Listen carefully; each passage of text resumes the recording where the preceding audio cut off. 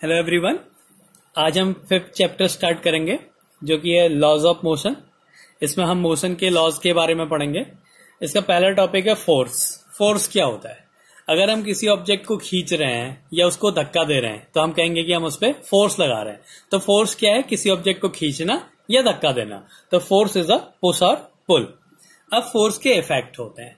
तो फोर्स किसी ऑब्जेक्ट का शेप या साइज को चेंज कर सकता है। वो अगर कोई ऑब्जेक्ट मोशन में है तो उसको रेस्ट में लाके आ सकता है। अगर कोई बॉडी रेस्ट में है तो उसको मूव करा सकता है। फोर्स से हम किसी भी ऑब्जेक्ट की डायरेक्शन को चेंज कर सकते हैं, उसकी वेलोसिटी को चेंज कर सकते हैं, उसको एसिलरेट या डी एसिलरेट कर सकते हैं। तो ये होते हैं इफेक्ट ऑफ फोर्स। तो एक कुछ इफेक्ट्स लिखे हुए हैं मैंने। It can change shape and size of an object. It can stop a moving object and vice versa. वो किसी ऑब्जेक्ट मूविंग ऑब्जेक्ट को रेस्ट में ला सकता है या कोई ऑब्जेक्ट जो रेस्ट में उसको मोशन में ला सकता है। It can change the direction of motion. वो किसी ऑब्जेक्ट की डायरेक्शन को चेंज कर सकता है, उसके मोशन की डायरेक्शन को चेंज कर सकता है। जो फोर्स है वो एक वेक्टर क्वांटिटी है। इसकी एसआई यूनिट न्यूटन होती है, इसको कैपिटल एन से रिप्रेजेंट करते हैं। और इसकी सीजीएस यूनिट जो होती है वो डाइन होती है। हमने डायमेंशंस में सॉल्व किया हुआ है कि 1 न्यूटन में 10⁵ डाइन्स होते हैं।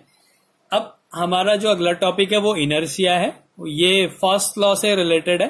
तो पहले हमने देखना पड़ेगा इनर्शिया क्या होता है। अब इनर्शिया होता है जैसे कोई ऑब्जेक्ट रेस्ट में है, ये ऑब्जेक्ट रेस्ट में है तो ये रेस्ट में ही रहेगा।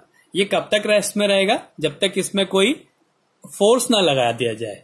तो इस ऑब्जेक्ट के इसी पोजीशन पे रहने की जो टेंडेंसी होती है, इसी स्टेट में रहने की, रेस्ट में है तो रेस्ट में ही रहने की, मोशन में है तो मोशन में ही रहने की जो टेंडेंसी होती है उसको बोलते हैं इनर्शिया बोलते हैं। Tendency of object to resist the change in its original state. ये क्या करेगा? अपने ओरिजिनल स्टेट में अगर हम इसको चेंज कर रहे हैं तो ये अभी रेस्ट में है, इसको चेंज करेंगे तो ये इसका अपोज करेगा, ये रेस्ट में ही रहना चाहेगा। तो the tendency of a body to resist the change in its original state, ये क्या होता है? इनर्शिया होता है। अब इनर्शिया डिपेंड करता है उसके मास पे। जितना ज्यादा मास होगा, सपोज ये एक ऑब्जेक्ट है, ये ऑब्जेक्ट है, अगर इसका मास है 5 kg तो हमने इसको इसकी पोजीशन को चेंज करने के लिए, इसको शिफ्ट करने के लिए हमने इस पे एक फोर्स लगाना पड़ेगा।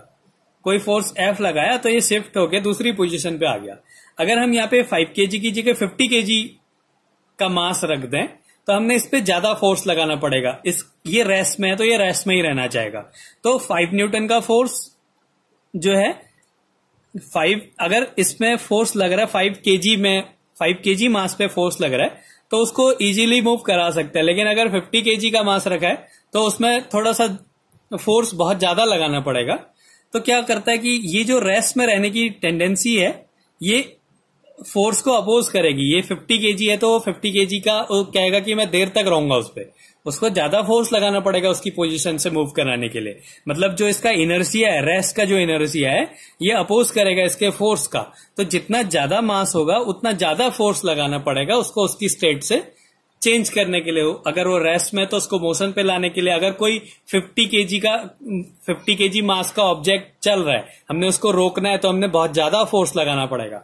अगर 5 kg मास का ऑब्जेक्ट कोई चल रहा है उसको रोकने के लिए हमने कम फोर्स लगाना पड़ेगा। मतलब कि जितना ज्यादा मास होगा इनर्शिया उतना ज्यादा होगा।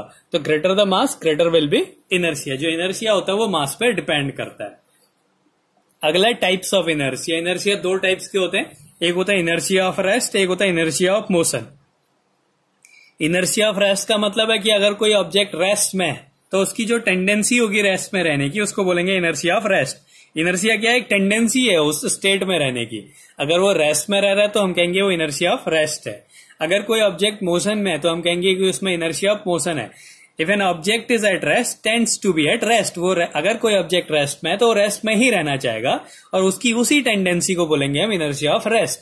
If an object is in motion tends to be in motion, तो उसकी उसी ऑब्जेक्ट में उस स्टेट में रहने की प्रॉपर्टी को बोलेंगे इनर्शिया ऑफ मोशन।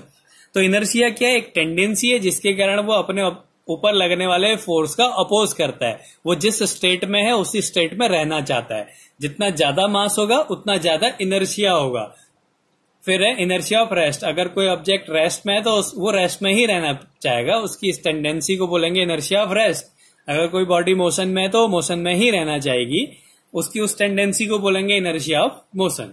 अब इसके बाद हम पढ़ेंगे फर्स्ट लॉ ऑफ मोशन, जिसको हम लॉ ऑफ इनर्शिया भी कहते हैं। तो ये इनर्शिया से ही रिलेटेड है। इसमें ये कहता है कि if an object is in motion will remain in motion और at rest remains at rest. अगर कोई ऑब्जेक्ट मोशन में है तो मोशन में ही रहेगा, अगर कोई ऑब्जेक्ट मूव कर रहा है तो वो मूव भी करता रहेगा until and unless an external unbalanced force is applied on it। कब तक? जब तक कि उसमें एक एक्सटर्नल अनबैलेंस फोर्स अप्लाई नहीं हो जाता, तब तक वो रेस्ट में है तो रेस्ट में ही रहेगा, मोशन में है तो मोशन में ही रहेगा। ये है हमारा फर्स्ट लॉ ऑफ मोशन। तो ये न्यूटन ने दिए थे। इसमें 3 लॉज हैं। तो ये पहला है जिसको हम लॉ ऑफ इनर्शिया भी कहते हैं। ये कहता है कि अगर कोई ऑब्जेक्ट मोशन में है तो वो मोशन में ही रहेगा, अगर वो रेस्ट में है तो रेस्ट में ही रहेगा, जब तक उसमें कोई एक्सटर्नल अनबैलेंस फोर्स ना लगाया जाए। तो ये है कि किसी भी ऑब्जेक्ट के उसी में रहने की टेंडेंसी तब तक खत्म नहीं होगी जब तक उसमें कोई एक्सटर्नल फोर्स ना लगाया जाए। उसी को बोलते हैं फर्स्ट लॉ ऑफ मोशन। अब इसकी कुछ एप्लीकेशंस है। तो इसकी एप्लीकेशन है कि we fall in forward direction when a moving bus brakes to a stop and fall backward when it accelerates from rest. अगर कोई ऑब्जेक्ट, हम किसी बस में हैं, ये बस की एक सीट है, हम इस बस में बैठे हुए हैं, इसमें अगर ये रेस्ट में है, बस ये एक बस है, ये बस अभी रेस्ट में है। अब अगर ये एकदम से चलेगी तो हम क्या होते हैं, पीछे को चले जाते हैं। ऐसा क्यों होता है? ये जो है फर्स्ट लॉ की एप्लीकेशन है। अब फर्स्ट लॉ क्या कहता है कि अगर कोई ऑब्जेक्ट रेस्ट में है तो वो रेस्ट में ही रहेगा, अगर वो मोशन में है तो वो मोशन में ही रहेगा। अब क्या था कि ये जो बस है ये रुकी हुई है, तो इसके अंदर जो पैसेंजर बैठे हुए हैं वो भी रेस्ट में है।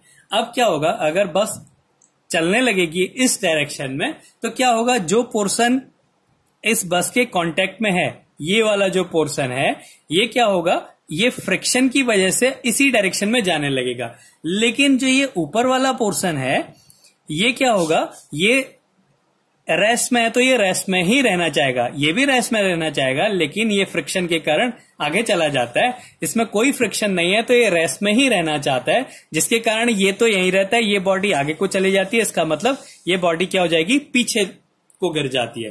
तो अगर कोई ऑब्जेक्ट रेस्ट में है और बस चल रही है तो क्या होता है, वो ऑब्जेक्ट पीछे की डायरेक्शन में चला जाता है। ऐसी अगर ये बॉडी मोशन में है, अगर ये बॉडी मोशन में, अब मोशन में है तो इसका मतलब क्या है कि ये जो पूरी इसके अंदर जो बॉडी है, ये जो बस अगर मोशन में है, इसका मतलब इसके अंदर जो पैसेंजर्स हैं वो भी मूव कर रहे हैं, इसी की स्पीड से वो भी मूव कर रहे हैं इस डायरेक्शन में।